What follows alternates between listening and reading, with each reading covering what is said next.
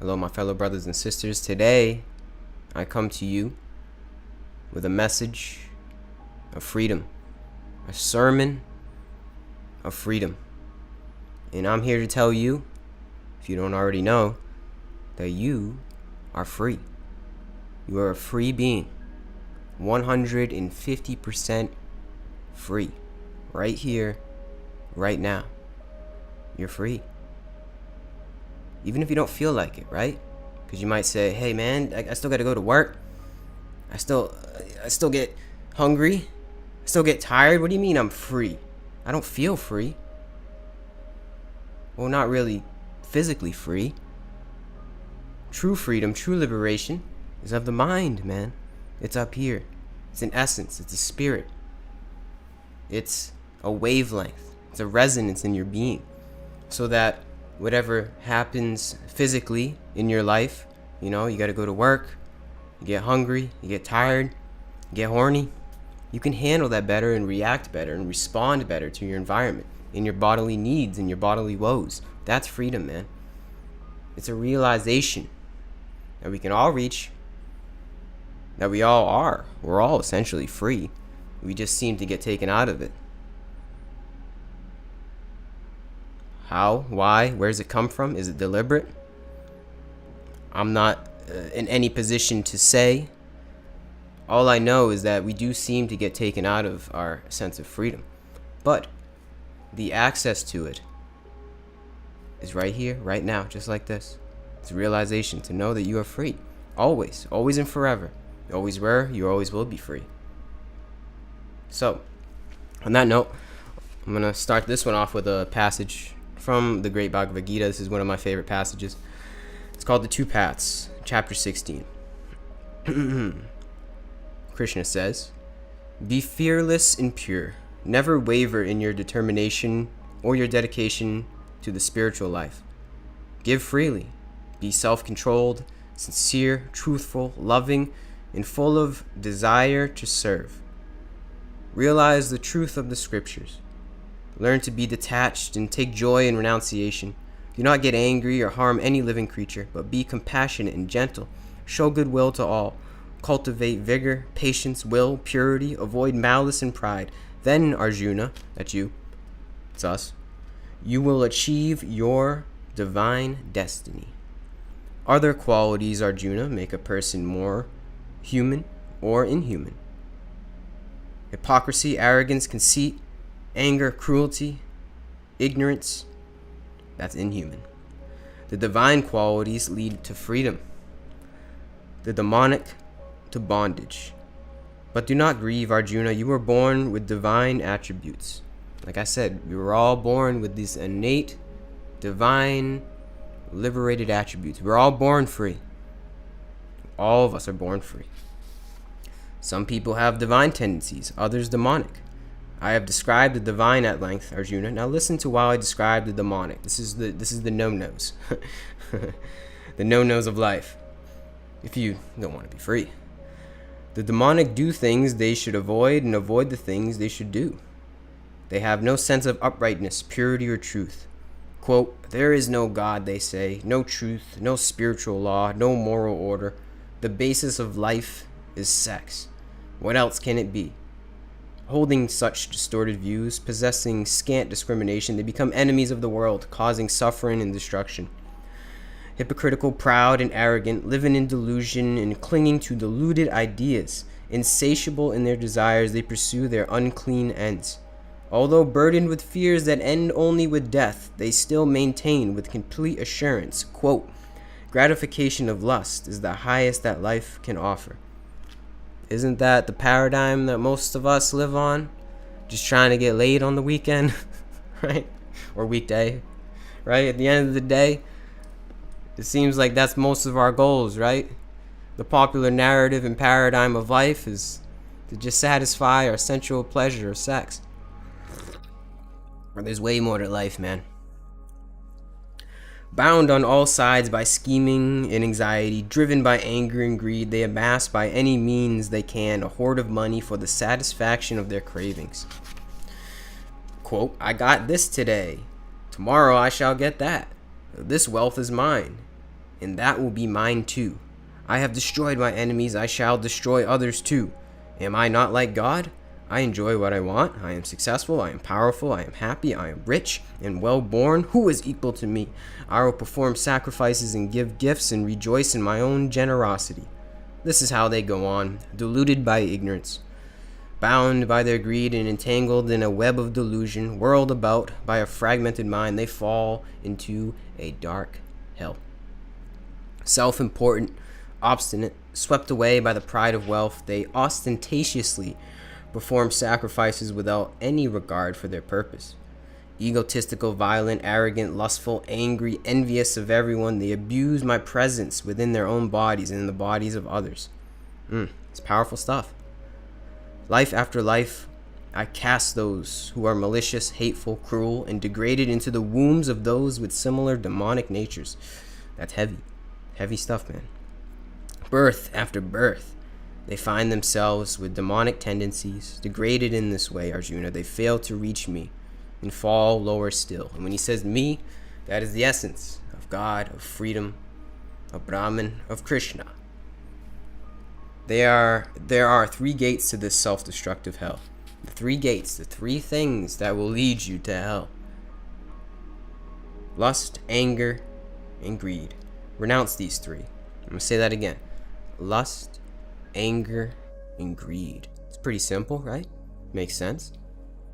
Those who escape from these three gates of darkness, Arjuna, seek what is best and attains life's supreme goal, which I would say is true liberation, is true freedom of the mind, of the spirit, of the soul.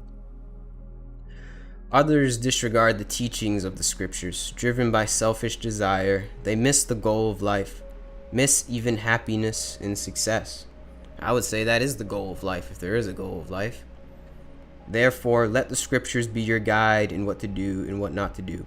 Understand their teachings, then act in accordance with them. Hare Krishna. That's it, man. I think that was on the wavelength of freedom. I don't know about you. It's pretty simple. I feel as though it starts with a realization that you are free. You know, it starts with the realization of more than just satisfying one's senses, trying to feel good and not feel bad, right? And then working with that essence, being on that wavelength, creating rituals and habits around your lifestyle, really simplifying your lifestyle to avoid the hell realm that is lust, anger, and greed. Those three things, obviously put simply, but I think it is that simple. Avoid those three gates, and you'll make it to a sense of freedom in your life. And then, you know, like I said before, you might say, well, you know, I can renounce those three things, but I still got to go to work in the morning, man. Am I really that free? I still got to pay the bills, put food on the table. What about the kids and the mortgage? You know, I got a stomach ache. My back hurts. Got this shit going on in my life. We all got the drama, right? Not free in that way. You'll be able to handle those things a lot better with the freedom of the mind, man. That's what it's all about. That's true happiness. And you can call it God realization, infinite consciousness, Brahman, tapping into the source, the Holy Spirit, whatever it is, man. It's realizing that what we are transcends all of that. It transcends the narratives of the humanly drama, the trivial dimension of the humanly drama. It still goes on, the show goes on, but we realize what's going on behind the scenes, truly. That to me is freedom. It's the step one, realization. Step two, working with that realization. I guess it's like setting yourself up to resonate on that realization at all times. That's how I see it, at least. And like it was said in the Bhagavad Gita, the scriptures are here for us. Plenty of people have paved the way with their lifestyles. That's how I see it, at least. Plenty of people who have made it, it seems, that are free. At least they seem to be free in the way that they speak and the wisdom that is transmitted through their words. They seem to be free. They've come before us. Hundreds of years, thousands of years. A lot in the 20th century, I feel. A lot of my teachers seem to be from the 20th century and are dead. Most of my teachers are dead. Not actually dead. They're still here, just in another form. But my point being is that they plenty of people have come before us that have paved the way. And the way is the way is the way. So all you got to do is know, realize that you are free. And if you need guidance, it's there. Know where to look, man. And there's a lot of distractions. Maya is quite thick. Maya is quite deceiving. Maya will always be there to try and persuade you out of freedom and into your bondage. Hello, Nazi Hater 1000. Nazi Hater. Nazi Hater 1000. Welcome to the chat, man. Oh, that's great. Are there 999 other Nazi haters out there? You're the 1000th. Are there more as well? That's pretty funny. But yeah, man. It's pretty simple. That's the thing. It's simple. I think we overcomplicate the process to happiness and freedom. We really do. And we all have our different karma and circumstances, you know, our different dances, the different dances of life, you could say. But it's all the same tune. Different dance to the same tune, you know, if that metaphor made any sense. We're all walking each other home, man, as Ram Dass says. But home is home. That's the thing. And I feel as though the way home is simple. It really is. It's simple in concept, but also simple in the way that we go about it in our lives. It's about simplifying your lifestyle. Truly. Think about what monks do. A monk is the epitome of simplicity in their lifestyle. That's why they do it. A monk follows that lifestyle because it's the easiest or maybe simplest way to stay on the wavelength of liberation. And they follow the scriptures. They follow the suttas in the sutras. That is the epitome of freedom. I'm not saying you have to become a monk, but at least learn from the lifestyle of monks. See what they do. Their lifestyle is extremely simple, extremely, I guess you could say, regimented. Their entire life is a ritual based around simplicity, staying on the wavelength of liberation. So just take that in, man. And I'm not saying you have to become a monk. You could if you want. I don't think you have to. But it helps. It definitely helps. It's not for everybody. But we can all learn from the monks and their simplicity. I think it's truly simple, man. Once you know that freedom is real, that it's accessible to all of us, no matter our circumstances, it's easier to know where to look. It's easier to know what isn't freedom, you know? It's easier to know what you don't need in order to know what you need, but you don't really need anything. It's really simple. It's like we do it to ourselves. We put ourselves in bondage. We close ourselves off to the innate freedom through our egotistical desires.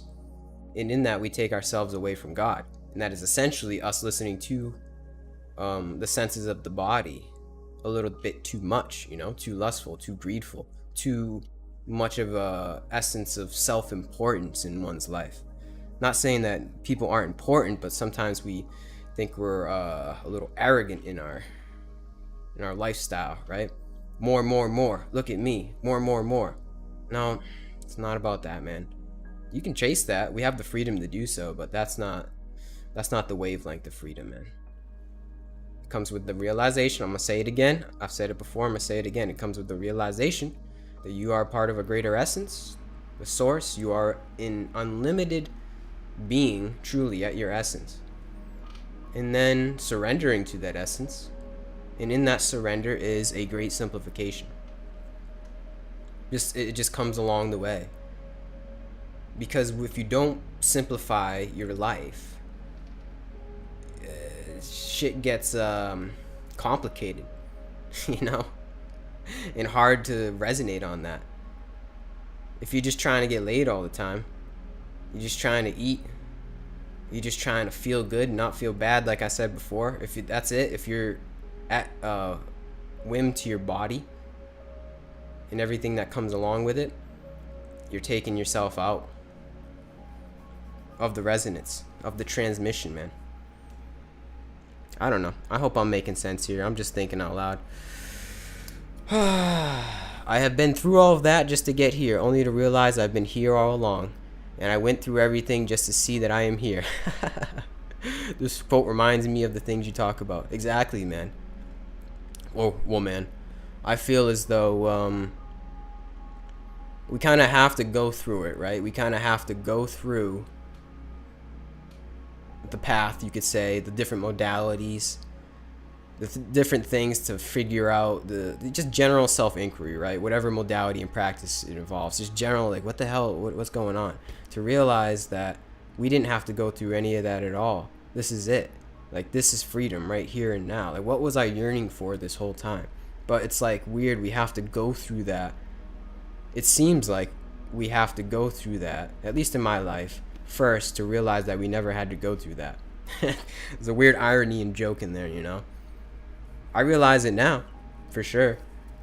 Even though I still do meditate, I still do yoga, I still have like practices and rituals, I'm not so attached to that because I feel as though the path per se could be another trap. You know, the attachment to liberation could be a very ironic attachment and trap that is confining yourself. I mean, I guess it's a good desire to have if there is desire to act upon, right? It's the desire for liberation. That should be number one. But at the end of the day, true liberation comes from no desire, truly. And obviously easier said than done. But I really think that's the essence of it, is to just be here now, man. It's a simple cliche I'm pretty sure everybody listening has heard before. We've all heard that one before, but I think that's it. On the note of simplicity, I think that's it. Be as desireless as you can in your being. Do not have any true wants and needs. I mean, they're going to arise, obviously, that's just the nature of the body. But it's how we respond to those, I guess. It's like, is the body and the wants and needs, the aversions and the attractions of the body, is that the captain? Or you, the essence, the I amness, is that the captain? Like Captain Phillips, I'm the captain now. You know, who is the master? Who is truly the master? That's where the essence of freedom, I feel, comes from. When you can feel your consciousness is the master, the essence of the I amness is the master to the wants and needs of the body, to the pleasures and pains of the body, and how we respond to them. That's the freedom essence. And when you really think about it, right? Think about it like this. What do we really need in life? What do we need? At the most basic level, what do you need? You can say, well, I need a car, I need money, I need a girlfriend, I need to watch the show, it's 8 o'clock, it's my show night, blah, blah, blah. The list goes on. But no, not that. Those are wants. Those are really wants, right? To a certain extent. But what do we need at a very, very rudimentary level? We need food, right? If you want to stay alive, I guess you don't need to eat food. But if you want to survive, you need food, water, and sleep. Now, that's very basic. I know there might be some people out there, oh, what, I need this, I need that. No, very basic, just at a very theoretical level. What do we need to sustain living here? We need food, water, and sleep. If you want to survive. I mean, if you don't want to survive, I guess you don't need those. But if you want to just sustain consciousness in this body, you need food, water, and sleep. Okay? So taking it from there, I would say, and this may seem a little extreme, in my opinion, so feel free to disagree with me, anybody watching this in the future, or Nazi hater 1000. By the way, you said don't get too attached to your desire to detach. Exactly, man. That could be another trap. Seriously, I feel like that's a big trap that a lot of us get trapped into. The trap of no trap. But as I was saying, food, water, sleep, right? Those are the three things. I believe, and this may seem extreme, anything other than those three things are a want or a desire. Because when you really think about it, we don't need anything else other than that. Everything else is what is that called when it's an add-on, right? Everything else is an add-on. Is it proprietary? Is that the word? Secondary. I don't know. There's other words for it, but everything else is like what we decide to add on to the experience. Food, water, sleep. So analyze. We all have wants and desires, right? Nobody's perfect. From those three things, from those three needs, analyze, ask yourself, do this as a meditation. Say, what do I need? What do I need? What pops into your head? Other than those three things. Those three things will obviously pop into your head. But what do you need based upon after those three things? And realize that after those three things are actually a want. And you want that in your experience. And there's nothing wrong with that. There's nothing wrong with that at all. But if with that realization, you will hold more power. You will hold more power to work on the essence of your freedom, to resonate in freedom. Because you can say, that's just a want. Do I have to listen to that? Do I really want that? What wants this? Why do I want that? And that's how we discern and discriminate and truly become free physically. Because you can become free in the mind. But then step 2, I see, is to become free physically. Become free as this bodily vessel, to act accordance to our Dharma. That's step 2. If you can analyze what's driving you, and obviously, like I said, food, water, sleep, those are going to drive us at our basic level. Everything else other than that is also going to drive you. But you don't have to let it hold that much power over you if you can analyze it very critically and know what is a want. Why do you want this? And am I going to act upon these wants? You don't have to act upon any of those wants. The only wants, I'm going to say it again, I've said it plenty of times, the only things that we have to act upon are food, water, and sleep. That's it. Truly, at our deepest essence, you don't have to act upon anything other than food, water, and sleep. You could say sex too, but I know it's a strong desire, but you really don't have to act upon sex either. You really don't. We really don't. It's definitely gonna pop up in our essence, in our beings, have a very strong inclination to do so, whether it's masturbation or sex, but you don't have to. And I would argue to say, if you don't let that drive you, hence sex drive, if you don't let that drive you, which a lot of us do, and what the Bhagavad Gita described, you will gain much more freedom in your being. If you can gain mastery over your sex drive, you will become a super being. That's a whole other topic. I can go into that in another video. Food, water, sleep. That's it. Work from those three. Analyze it in your lifestyle. And I'm not saying that's all you have to work upon and act upon is food, water, and sleep. But just use that as a basis and a foundation for your decision making in your life. And I can guarantee, man, over time, it won't happen overnight, but I can guarantee over time, you will find yourself more free, happy, joyful, because you are the master and commander of this bodily vessel, of this dance, the dance of the human. But hey, man, you don't have to listen to me. I'm just putting it out there. I'm just saying. I'm just spreading the good word. This is just how I feel. I mean, I could be wrong. It's been working for me. I'm feeling pretty happy, pretty free, pretty joyful in life. And I'm not rich. I'm not rich at all. I'm not poor either. but I'm not, you know, I can't just fly to Dubai right now. But I wouldn't even want to. I don't need to. I don't think that's true freedom. That might come along. Physical freedom might come along, but first is mental freedom. It's spiritual freedom. That's neither here nor there.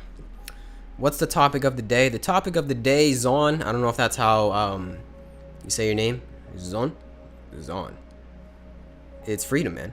It's liberation. Freedom. What we all yearn for. And I don't know. You'd have to, I guess, rewind the video a little bit to kind of go over what we already spoke on. I already went down the rabbit hole a little bit. But you got to believe. The first step is believe that you are free. You have to believe, man. The world and the endless stimuli of the internet will directly or indirectly lead you into a belief of bondage. But you have to believe and know that you are truly free. And seriously believe that. Think about Neo in the Matrix, man. How did he gain his powers, per se? How did he become the one? He started to believe. He had to believe that he was the one. And that's where it all starts, is belief. And then with that belief comes a different physical manifestation of your lifestyle that will lead you into physical freedom and liberation. That's what I believe, at least. I believe that I am free. No matter what happens. No matter what happens to this body. I'm free in life. I'm free in death. I'm free in sickness. I'm free no matter what. It's just a matter if I can resonate at that wavelength at all times. Or at least most times. And it comes through setting up the right rituals for yourself and habits for yourself. But you got to believe. The first step is believing. And if you don't believe you're free and you look for what's the word I'm looking for? Can't think of it right now. You look for why am I drawing a blank? Reassurance of your bondage from the outside world or other people, which a lot of us do indirectly, then you're only going to jail yourself even more.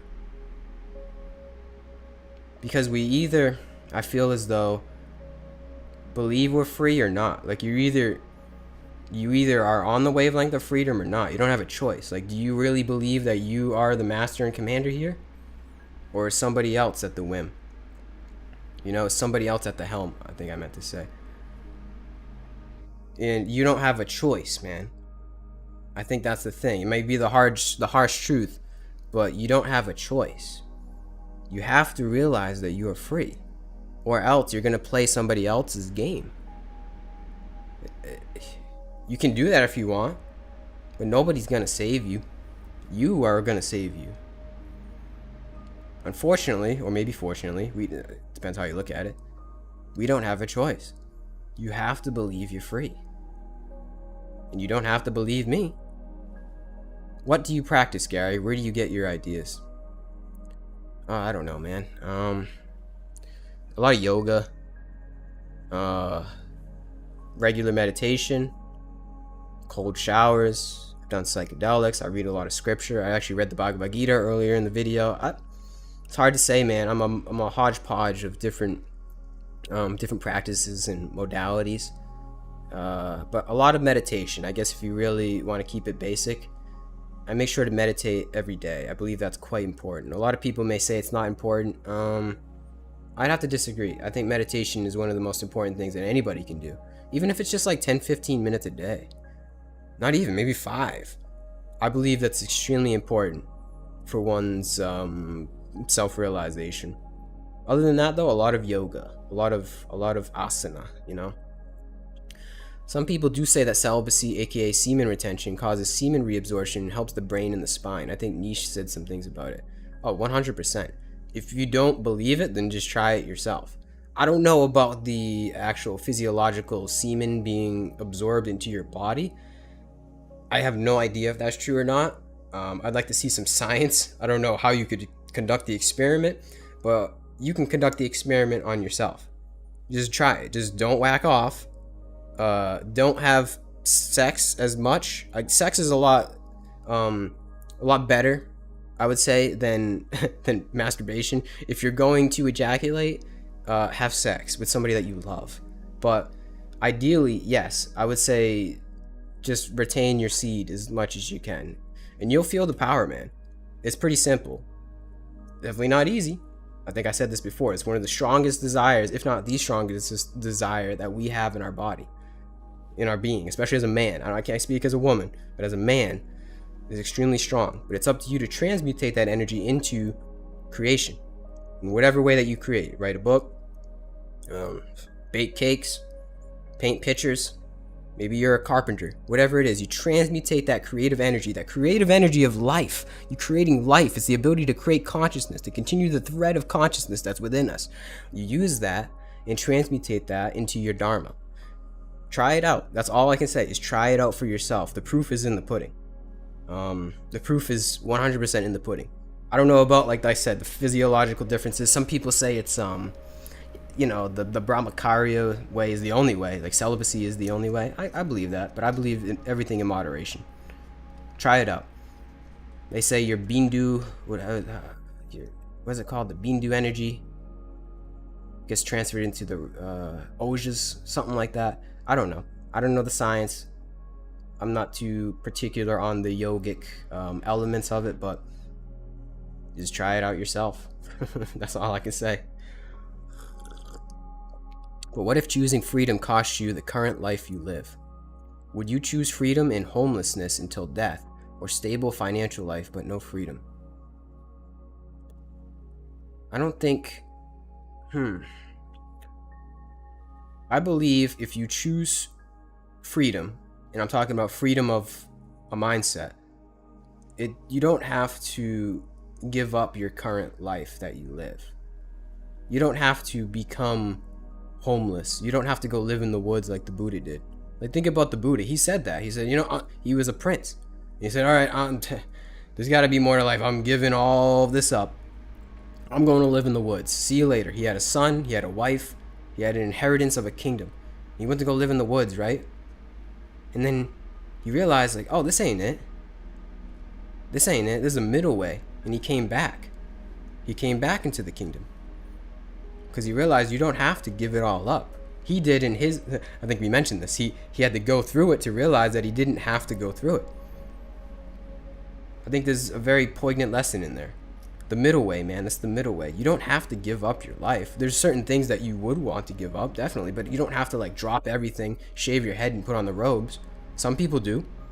Not knocking that. But I believe most of us don't. Hopefully that answers your question. And I think everybody has different circumstances in karma, so it's very hard to speak on that generally, but I believe if you really do resonate at this sense of freedom within, you'll do whatever you have to do on the physical realm to resonate at your innate liberation. And it won't matter if you become homeless or not, or whatever happens on the physical realm. I hope that made sense. But you don't have to. That's the thing. You don't have to. Just take that lesson from the Buddha. He was like, wait a second. What am I doing? I don't need to do this. I'm going back. It's the middle way, man. Yeah, man. I don't even know what else to say. This is good. This is a good talk. I feel as though this is very meditative for me. This is my stream of consciousness with everybody here. I don't even know who's tuned in or who's not tuned in. Shout out Nazi Hater 1000.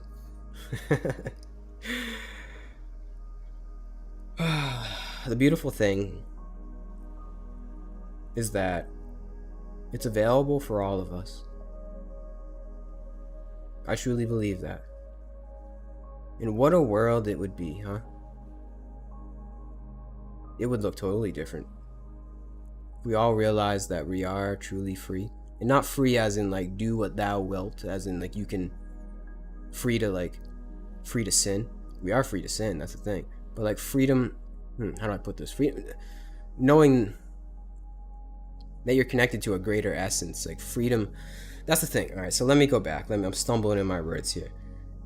Freedom to me and liberation to me isn't exactly conducting myself however I want. That's a very Luciferian sense of freedom, right? A very satanic way to go against one's dharma. And that's the thing, is we do have the freedom to do that. We do have the freedom to sin, to go with our desire. That's true essence of freedom, right? We have the freedom to go against God, you could say. Truly. But once you realize that you are truly and always were free and are connected to a greater power, it's like, even though I could sin, I know I have the freedom to do so, but I'm not going to. I'm going to use my God-given freedom to surrender to the God that gave it to me. I'm going to surrender to the Dharma, because that's the way to happiness. I feel as though that is the way to joy and actually enjoying this life. And I could try to act upon my pleasures. I do. I still do. I'm not perfect. I could still act upon sin, you could say. It happens. I'm not perfect. But I know that's not it. I think that's the difference between knowing what true freedom is and using my freedom responsibly. With great power comes great responsibility. And when you use it responsibly, I feel as though comes true joy and bliss in this life. I don't know. That's just me. I feel like it's obligatory. Like, I know that no matter how many, I don't know. I'm not rich, but like, I've had some fun in life. No matter how much fun, per se, that I have, it's gonna come to pass. It doesn't last. That's a good rhyme right there, huh? It's gonna come to pass. It doesn't last. All of it comes and goes. It's temporary. It doesn't fill the void, per se.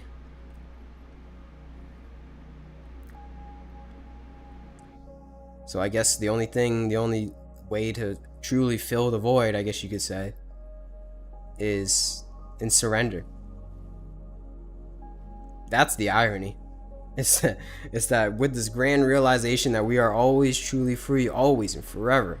I can do whatever I want. I literally can do whatever. I'm doing whatever I want. This is me doing whatever I want, right? But in the doing is a surrender with a certain wavelength of love, man. It's a surrender to a greater essence, a greater flow of life. I could go outside right now, run around in my underwear, cause a ruckus, get the police to chase me, some Grand Theft Auto stuff. Really could. We all could. We could get ourselves into some really hairy situations. But I know that's not, maybe fun in the moment. But eventually, just like in GTA, you're gonna get 5 stars, the military is gonna come after you, and you're gonna get locked up. And the fun don't last, is what I'm trying to say. The fun don't last. So, in the freedom, in this sense of freedom and liberation, I guess you could say, is finding out what lasts. What truly lasts here? Where does this infinite joy stem from? That's the essence, man. That's the essence of the convo. Hopefully it's making sense. Let's see what you guys are saying. Nazi hater, shout out for you being here. You're a real one. But sometimes it is hard to live life and just be here with no attachment to it. I feel you. I'm not perfect. Hey, I feel you. I 100%. It almost feels like to sin and to have attachment and let them take over. It almost feels better to sin and have attachment. Yes, I know what you mean. Sometimes we have to act upon it, and that's okay, right? I feel as though, how do I put this? Let me think about this for a second. Because even if we resisted our sin, per se, our desires, isn't that another attachment to them? So sometimes it is better to act upon them, right? It's almost like we have to, in order to exercise, as in exorcism, sometimes we have to act upon them. The key is to not cultivate sin again in the future after that. Because at the time of desire, I feel as though it's almost too late. You know, you can talk about sexual desire, you can talk about gluttony, you can talk about passion, you can talk about responding negatively to somebody, whatever it is in the moment, right? At that time when the desire arises, I feel as though it's too late. You can definitely be wise enough to respond, but how do I put this, man? Hopefully I'm making sense. It's like at the time of this so-called desire or sin, when it arises in the moment, is it better to resist and repress, or just go along with it and then plan for the future so that we don't build up the desires? You know what I mean? I've heard this metaphor one time. Hopefully this makes a little more sense, where hold on. Like look at desire and sin, or desire, sin, the hell realm that we get ourselves into, as flies, right? And the flies keep coming in. They just keep coming into our life. So where are these flies and bugs coming from? I don't understand. Well, they come from the trash. It's the pile of trash that you have built up in your life, man. Come on, man. How are you gonna take care of the flies? How are you gonna take care of the sinful nature? You know, our desires, our true animalistic desires. What are you gonna do? The flies. You gonna kill one fly one at a time? You know, are you gonna swat one at a time? Well, inevitably, you kill one, 5 are gonna come back. You know why? Because you have a pile of trash in your room. So why don't you? The trash is our habits, is our behaviors, it's our true thoughts that lead us to the desires in the moment. You see? Now, hopefully that made sense. The person that I heard this from explained that metaphor a lot better and a lot more eloquently than I did. But I believe it's a simple understanding of where our desires and sin comes from. If you don't build up the trash, the innate trash, the unconscious trash, that's a tongue twister, the unconscious trash of the mind, through our habits, our rituals, usually indirectly. If you don't let that trash pile build up, then the flies, the desire, the passion, the greed, the envy, the lust, it won't come in your room. It won't happen because you don't have the foundation. You don't have the trash for it. You see? So you can either tackle it by trying to take out the flies when they come in the room, or you can plan ahead. Just take out the trash, man. Just take out the damn trash. God damn. Just take out the fucking trash, bro. I think it's a really good, simple metaphor. It's like, it's over time. That's the thing. The path, you could say, it's a refining process, and it doesn't happen overnight. I believe, at least. Some people believe it happens over lifetimes. So, hey, no rush. Take it easy, man. Go easy on yourself. You're good. Doesn't mean act upon every single desire and sin, be the absolute sinner and hedonist that you can be. No. It's recognize that it's gonna happen. They're gonna build up, and they're built up from maybe our conditionings, our maybe lifestyle that we have that we didn't know is actually attributing to sin, right? Just recognize it's gonna take time. Rome wasn't built in a day. In Rome, as in the temple within, accessing the temple. It wasn't built in a day. We walked the path over months, days, years,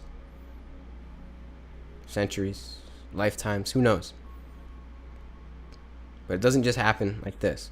I feel as though the realization that there is a path, that there is a curriculum here, happens like this, right?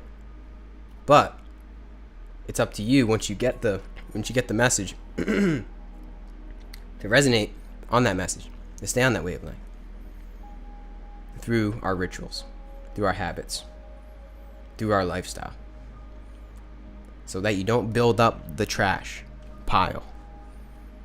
Just gotta take out the trash, man. That's it. Oh man. Hey, we had a chat on Discord asking about AI, about monetary system. I like you wandering in your mind. I also feel like I get greater and greater balance while collecting experience during life. I remember that chat a little bit. I think that was a few months ago, man. Welcome, Tim Fabian Neuendorf. Neuendorf, is that really your name? Neuendorf? Is that German? Neuendorf. I like that. Yeah, man. I don't remember what we were talking about, to be honest. So feel free to remind me. Maybe that can be another thread we can talk on. Man, it feels like you were talking directly to me and what I'm coming from. Hey, man, we're just reflections of each other. I'm you, you're me.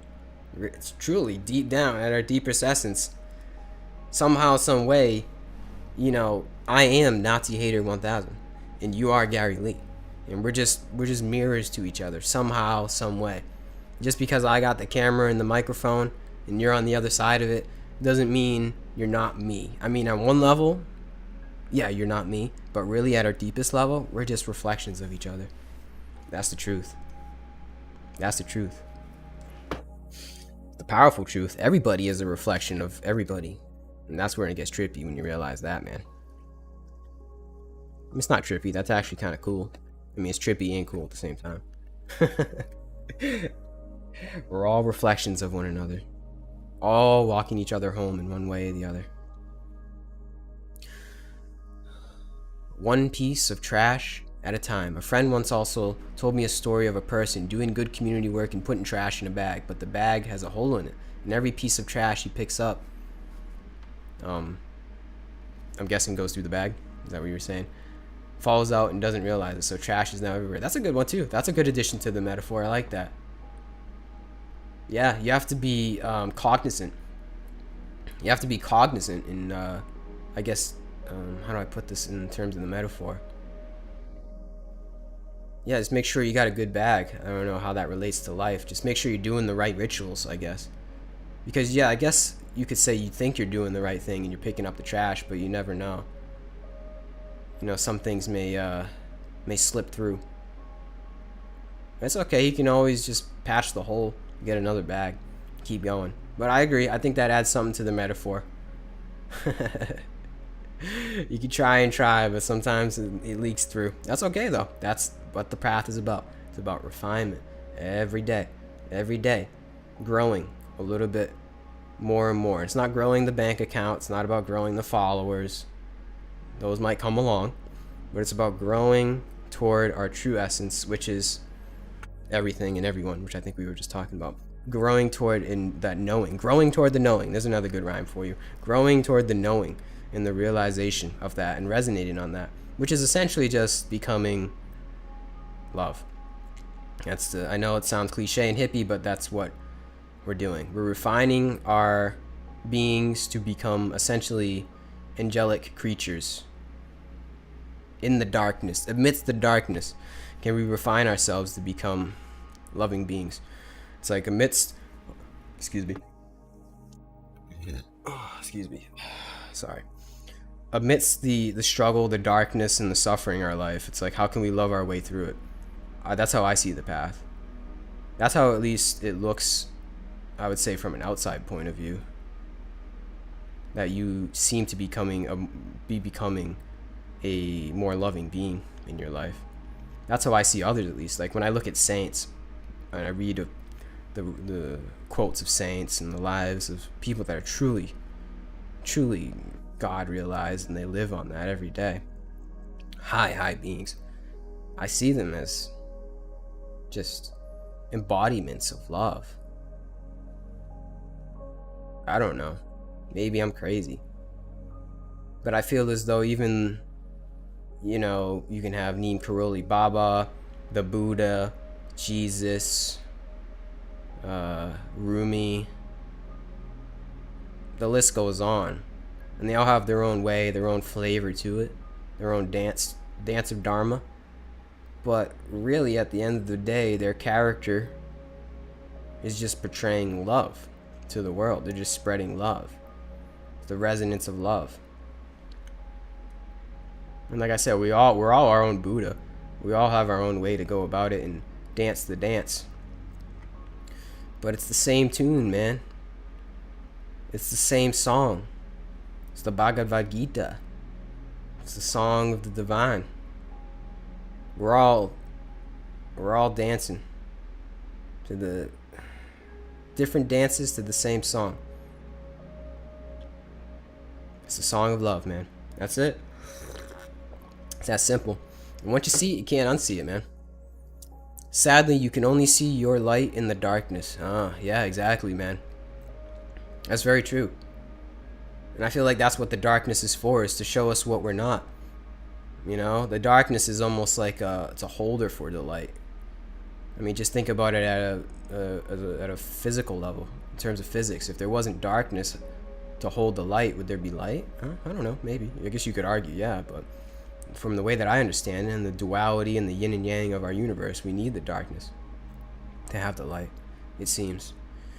I like to say we need to see what we're not in order to see what we are, you know?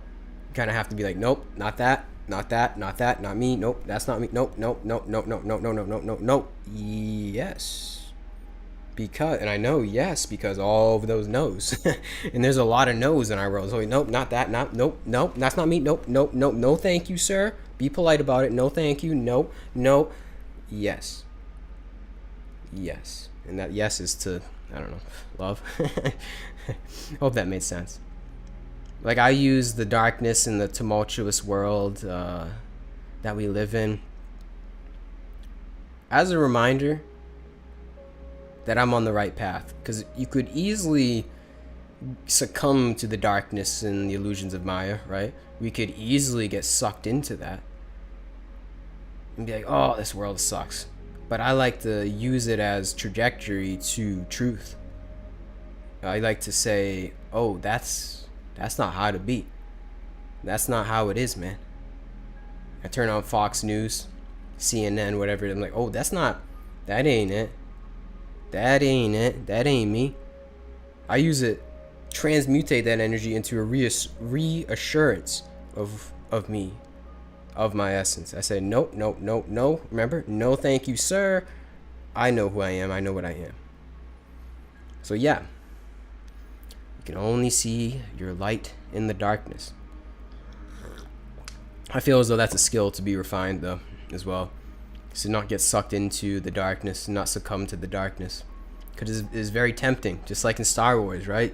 You have all of this power. I'm pretty sure there's quotes that I can't remember, but the darkness is what tempted Anakin Skywalker to become Darth Vader. And it's through, essentially, his passion, his anger that he held within. And that's what enabled him to create the Empire and become the Darth Vader that we all know. The anger drove him to the dark side. It's tempting, man. The dark side, that's the thing. The devil will always tempt you. The devil always sends his temptresses. It's in all of the scripture, man. The devil was tempting Jesus in the desert. The devil tempted Buddha before he became enlightened underneath the Bodhi tree. He sent his they don't call him the devil or Satan, it's called Mara, pretty sure. Sent him 3 mistresses that are representations of, I actually forget, let me look that up real quick. I apologize. But there's essentially 3 mistresses that were 3 desires. Hold on 1 second. Buddha, Mara, mistresses. Hopefully I can find this real quick for you guys. Feel free, if anybody knows what they stand for in the chat, to enlighten me. The demon Mara who challenged Buddha. Let's see. Oh, why is this not showing? Why is it showing my desktop? Oh, this is why. Let's pull this over. Uh-huh.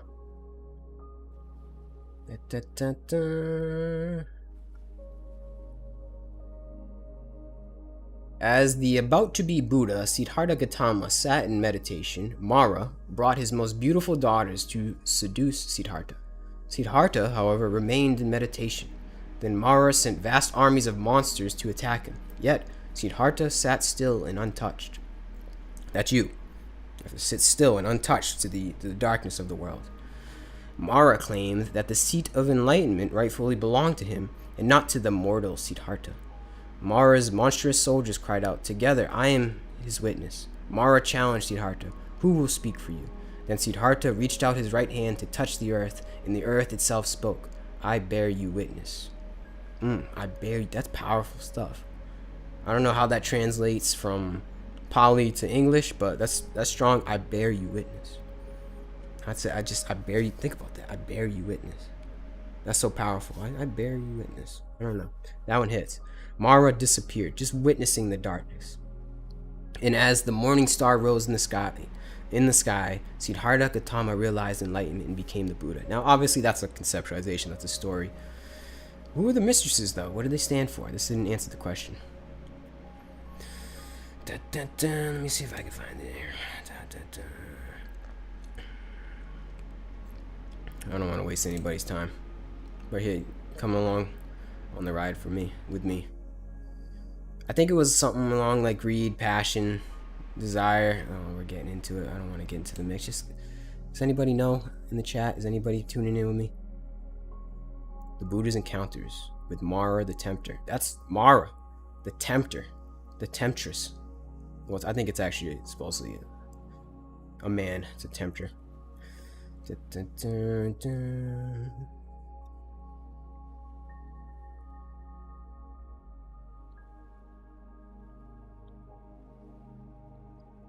Supposed to find this answer really quick for everybody, but I think I'm losing it.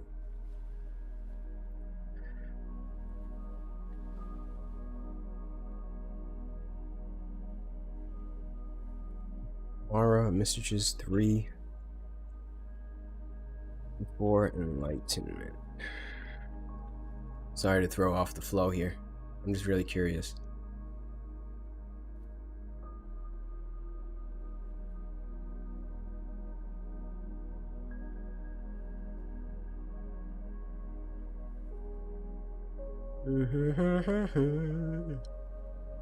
This is really nice music though, huh?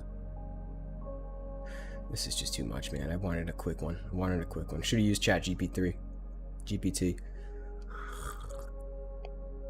All right, let's come back into the mix. Apologize. Let's see. Really, what does it mean? It's all names of Jesus. Amen. It's all names of the Christ consciousness, which we can all resonate at. Non-duality is powerful here. Do not fall into the trap of powerful illusions of dark and light. Our mind is building our egos, but love is the truth of one. Amen. Become the darkness, and you will become light. That's an interesting take. Become the darkness and you become light. Is that like when Neo became the Matrix? At the end, he truly had to believe he was the Matrix, so that's how he became the one. So you almost like you become part of it. It's like once one becomes part of the darkness, you can use the darkness against itself. Is that kind of what you're getting at? Maybe. I see. Yeah, that's some 5D chess right there, you know. But I get it. That's the essence. You know, you have to go with the flow. You know, you have to. You can't resist.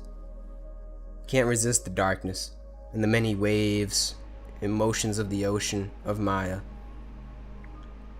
You have to go with it and transmutate that. I understand. You just remember it was you all along, and it feels like love. Exactly. It feels like love. You just remember it was you all along. It's like, oh, it was me all along, doing this to myself. We're all doing it to ourselves.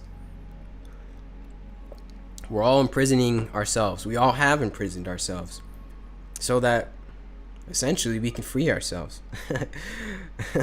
That's the journey here, I guess you could say.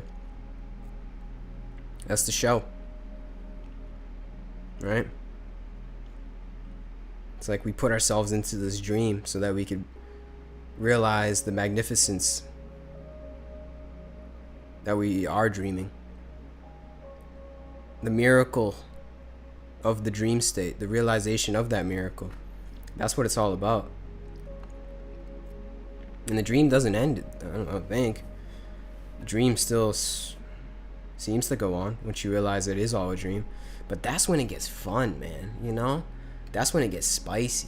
Once you realize it's a dream, it's like, yeah, I'm gonna make this the greatest dream of all time. But I do also feel that once realization hits, it also pulls you deeper into the illusion, and you will be tested again and again. Yeah. I agree with that. But it's like different. The illusions are different. They're like not as thick. They don't hold, personally speaking, they don't hold that much like resonance as they used to before the realization hits, you know? It's a little different now. As in, another way to say, our suffering seems to change. It seems to be a little bit different. It's not as like, it doesn't take a hold of our being and our actions as much. That's how I see it, at least. That's how I feel. It's a little bit different. A little bit different. And I feel as though it's easier to see the illusions. The illusions don't stop, but it's easier to see it, and then thus see through the illusions. They don't stop, though. They don't stop. And if anything, they get more intense. And we're tested and tested more and more. The more that we think we got it figured out, I'm a self-realized being. I'm an enlightened being. The more God, the universe, source will test you. It'll test your ego. Just when you think you got it figured out, little puny human, I'm going to send you this. How about this one? You really think you got it all? How about this today? That's the irony. Continually tested. But I wouldn't want it any other way. You know, I want to be checked. I don't want to think I'm the king of the universe or that I'm so self-important. I want my ego to be checked. You know what I'm saying? I wouldn't want it any other way. You can sleepwalk your way into a lower state of consciousness, but in order to climb out, it has to be a conscious and aware choice. Yeah. Amen to that. As you grow, the hard knocks become less hard. Yeah. But still knocks, you know? The knocks still happen, it seems. Like, I'm just admit, I got shit that happens in my life. Physical, mental. We all got stuff. All of us. If you're a human being, we're in it, man. We're in the thick of it. We're in Kali Yuga, as they say. But it just feels different. It seems to hit different. Like you said, they become less hard. Yeah. They become just different. Easier to bear with the realization of freedom. And I think for me personally, it stems from, in that freedom is knowing, a sense of impermanence. So that the hard knocks, yeah, they hit, but come and go just like anything else. Like, I was sick a few days ago, and it sucked. Definitely sucked. It was a stomach sickness. But in the midst of it, I was like, you know what? It'll pass. When before, if I didn't have this realization, this sense of freedom within the mind, it'd be like, oh, this sucks. Woe is me. I can't wait until this is over, which I was still saying. It's not like I wanted to be sick, but it was just different. Like I almost meditated on it, right? I meditated on this sickness. I said, oh, okay. I'm here now, but now I'm here now. I'm not sick. It's like magic.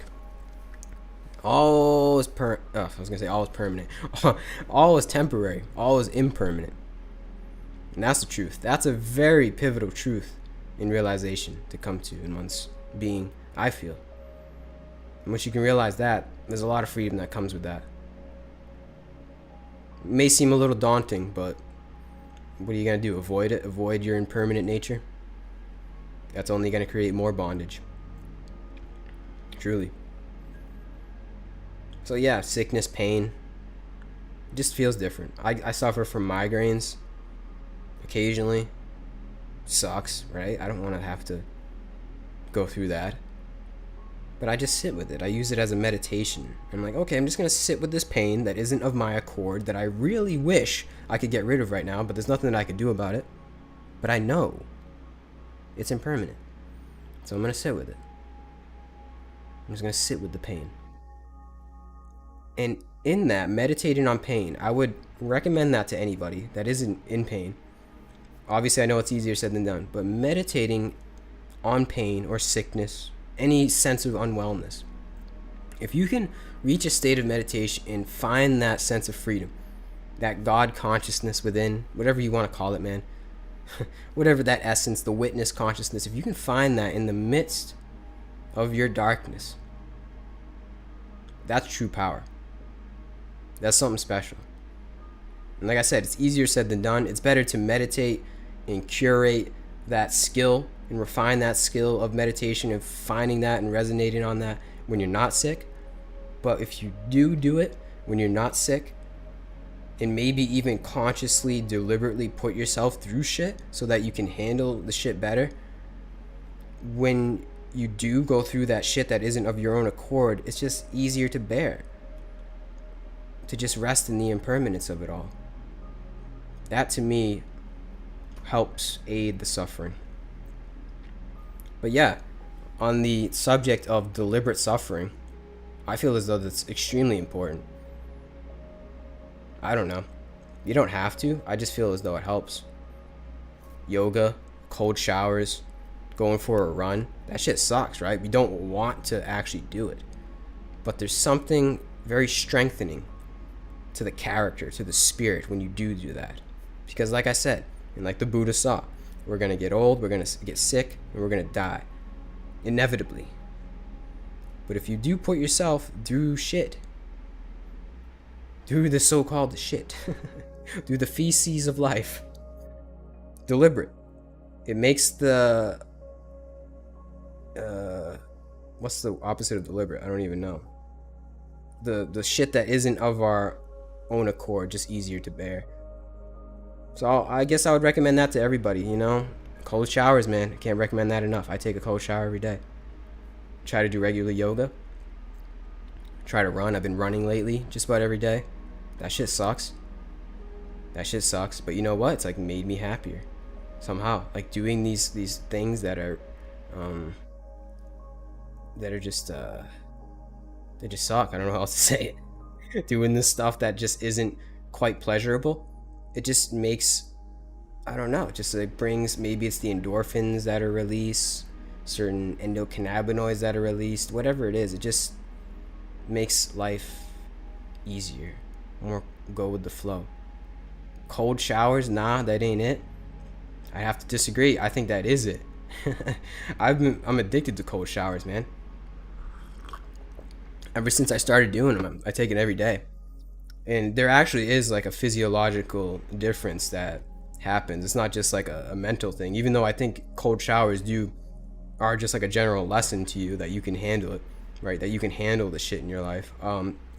The after effect of cold showers actually does have a physiological difference, and it elicits norepinephrine, I think it's called, and certain hormones that they studied very similar to like an opiate high. At least that's what I've heard from Andrew Huberman. Go listen to Andrew Huberman's podcast on cold showers and cold exposure. Very powerful. And I understand. You're going to be like, what? No effing way. I'm not going to take a cold shower. Why could I when I can just turn the nozzle and make it feel really good? But that's the point. That's the whole point. Is one, you're teaching yourself a lesson that you can handle it. And you can reach that state of, oh, this isn't affecting me. Even though this sucks, this isn't affecting me.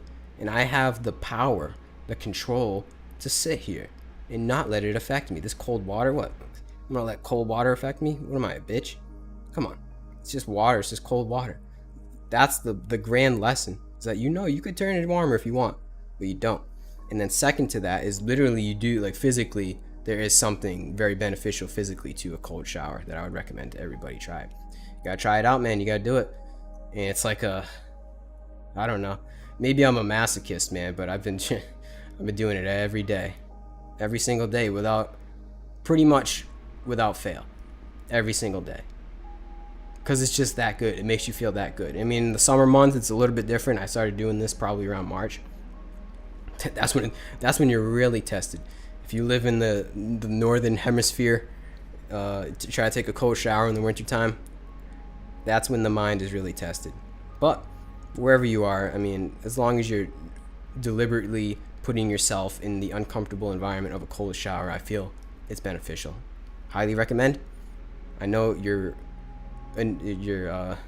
initial response to it is going to be like, hell no. But that's what you do. That's what we do it for. We go into the hell no. You got to embrace the suck, man. You got to embrace the darkness. Embrace the suffering in your life. That's it. If you can embrace the suffering in the darkness and the pain that is of your own accord, this is my whole point. That's how I started off. If you can embrace that, you can embrace it when it's not of your own accord. And that's power, and that's freedom, man. Just throwing it out there. You don't have to listen to me. But I would start with cold showers. Cold showers, it's accessible to all of us. All of us can take a cold shower. Right here, right now. Do it. If you're watching this, wherever you are, whenever you're watching this, just do it. Try it out right now. Thank me later. Sitting there for a good 3 to 5 minutes. It's July. Come on. It's July. The water's not even that cold, let's be honest. Just try it out. Go into it and see how you feel afterwards. I can guarantee you 150% you will feel different. And it would be a giant lesson for you to say, oh, okay, well, I survived that. I went through that. What else does life have for me? I feel as though it's laying that basis, laying that foundation for life. It's very important. Going into our suffering, going into the darkness. I think that's how we started this thread. It's like you got to embrace the darkness to see the light, man. To see the light beyond all of it, no matter what. I'm getting there. You know, I'm not going to be like the anytime soon be like the guy, the self-immolated monk that's on the Rage Against the Machine cover. We all know that, right? That's the epitome, an extreme epitome of what I just said. That this man, hold on, let me pull up, I don't know his name, something in Poly, I think. Shout out this dude. I'll go into a little rant about this. Let me just pull this up on the screen. His name is Thich Quang Duc. Thich Quang Duc. This man is a martyr for meditation. Maybe a bit graphic, parental advisory. Let's see. So how do you say his name? I don't even know. Thich Quang Duc was a Vietnamese Mahayana Buddhist, immolated himself on June 11th, 1963. Now this, we've all seen this picture before. Let me pull this up. Hold on, let me get a big one. These are all small. Whatever, you get the point. It's pretty graphic. There we go. We've seen this Rage Against the Machine, right? There we go. Let's get this up. Boom. So this, right, what is this?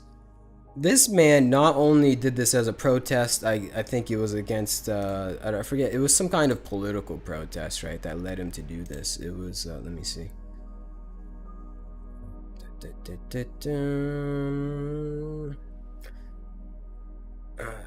was something, they were persecuting Buddhists in wherever he was from. I don't know the full story. It was some kind of actual, statement to the world. But I think the greatest statement of Thich Quang Duc burning himself on fire is showing us this essence of peace, of liberation. It's beyond the body. This man, think about how crazy this is, right? We can see a picture of him and be like, oh, that's crazy, man. But think about, would you, in a million years, ever think to, hey, man, today, you know what? I'm just going to pour gasoline on myself and light myself on fire. You know how metal that is? You know how gnarly that is? This man was so, what's the word I'm looking for? Just self-righteous. And when I mean self, I mean like that capital S, self. Righteous in the knowing that he is beyond the body. That his true liberation is beyond the pains and pleasures of the body. That he made this statement to the world as a political statement, yes, but I think also as a martyr to meditation and showing the power of meditation. He sat there as he lit himself on fire in the meditative stance. And supposedly he didn't move. Supposedly he just sat there, didn't chirp, didn't scream, lit himself on fire, and meditated. Just like we can meditate here and now, he did it in the midst of flames. You know how powerful that is? You know how powerful that is? Now, I understand there's a big difference between cold showers and lighting yourself on fire. There's a very big difference, and I don't recommend anybody to self-immolate anytime soon. Highly recommend. I'm not an advocate for that. But, you know, we live in that world where Thich Quang Duc did it for us, and he showed us the power of meditation, of this lifestyle. Big difference between the two, cold showers and self-immolation, right? But it's the same essence. At the end of the day, that's the extreme, right? You may think cold showers are extreme. No, no, no. Lighting yourself on fire is extreme. But, excuse me, it's the same damn essence. It's putting yourself in willing suffering as a lesson to know that suffering is an illusion. That's what this picture is. That's what this picture is showing us, man. This picture is showing us truly balls of gods in this monk. To say the least. God's probably up there like, holy shit, man. Damn, he lit himself on fire. What was I even saying? I lost my thread on that one. Balls of gods. I think I was just saying that, hey man, he showed us that suffering, truly, this picture is showing us that suffering is an illusion. That's what this picture shows me. It's a statement that the body is not us. And forever ingrained, he is a prophet, man. Prophet in this picture, just this picture. This is real. This is so gnarly. Oh my God, like this is like hitting me. Like when you really sit down and think about this, I'm pretty sure we've all seen this picture. But just think about how gnarly the act of doing it is. He truly did that. It's crazy stuff, man. Could you do it? I don't think so. Some of us can't even take a cold shower. Thich Quang Duc would laugh in your face. So you cannot take a cold shower. I'm going to light myself on fire in a square for everyone to see. Forever. So just when you say, you know, before you're getting in the shower today, just when you say like, I don't know if I want to get into the water's a little cold. It might feel a little cold on my skin. Just when you're thinking that, when the bitch brain's going off, right? And that's going off. And think, do I really want to get in this? Is this gonna feel good? I don't think it's gonna feel good. Just think of Thich Quang Duc, okay? On June 11th, 1963. If you don't want to take a cold shower today, just think of Thich Quang Duc and what he did to show us. Yeah, you can take a cold shower. You know why? Because Thich Quang Duc lit himself on fire. He lit himself on fire. So what is your cold shower, man? It's nothing. Get over yourself. Go into your suffering. Don't light yourself on fire. But maybe take a cold shower today. Go for a run. Do some yoga. To show yourself that your suffering is an illusion. God damn, I didn't think I was going to get that emotional on this. R.I.P. to Thich Quang Duc. Truly a martyr for meditation. Yeah, man. I don't got much else to say. I think this was good. This was fun. Hey, we're all free. Every single one of us is a free being in our essence, innately. All of us are free. You're always free. You're always free. It is one of the most worst deaths to be burned, boiled alive. Yeah, I agree. And this man said, let's do it. Let's do it. I would argue, I don't know. I would argue what's worse than that. I don't know. Anything. I mean, I would say maybe starving to death. Starving to death would probably suck because it's like slow. You know? It's very slow. The pain probably is actually probably pretty intense. Not as intense as self-immolation. and boiling, but at least it's quicker, you know? Starving to death, that's like days. Your stomach is retching, and all you want is a nice juicy steak. You got nothing. You got dirt. You got dirt and some grass. You're just thinking about it every day. Every day that goes by. I'm gonna eat this dirt, pretend that it tastes like steak. Every day, leading up to your death. I wouldn't want that. That's up there. It's debatable. It's debatable. Shit. Shit, son. I think, hold on. I think I'm gonna start to wrap this thing up. I just realized the chat's getting cut off on screen. I'll have to fix that in the next one. I apologize for everybody, but hey, man, chat's on YouTube and wherever you guys are watching it. He really seems like he needs a cold shower. He does. He's a little too late for that, but he could have used one. Yeah, maybe they were like, hey, man, Tick Kong Duck, why don't you just take a cold shower rather than light yourself on fire? No, I'm lighting myself on fire. All right, you sure? Yeah, I'm doing it. It's like, dude, we got plenty of water here. No, I'm doing it. All your nerves and pain receptors max out from the pain if you burn. That's very true. That's very true. Yeah. Yeah, I wouldn't want either. I wouldn't want to die of, I wouldn't want to die of anything, to be honest with you. I guess, but it's going to happen. Yeah, but up there for me is burning. Burning, starvation. I guess you could say drowning too. That's a whole different psychological thing, drowning. Even getting stabbed. I don't know why, but I think getting stabbed is weird. I had a dream the other night, right? Where I got stabbed and I woke up. Very strange. Very strange when you get murdered in your dream, man. I mean, just dying in your dreams is weird in general.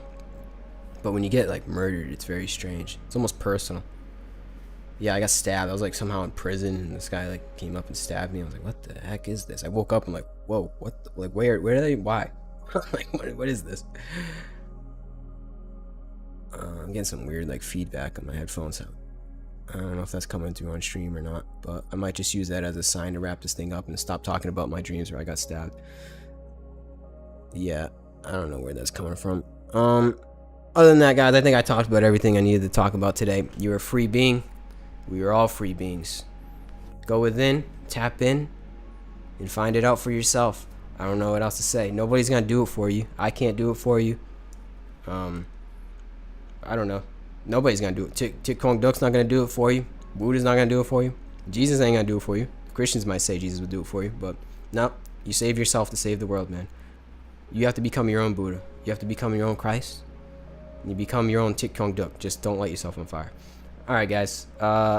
Hey, thank you, Nazi Hater 1000, man. You're a real one for being in here this whole time. But I'm gonna do some more of these, so I will see y'all soon. Peace and love.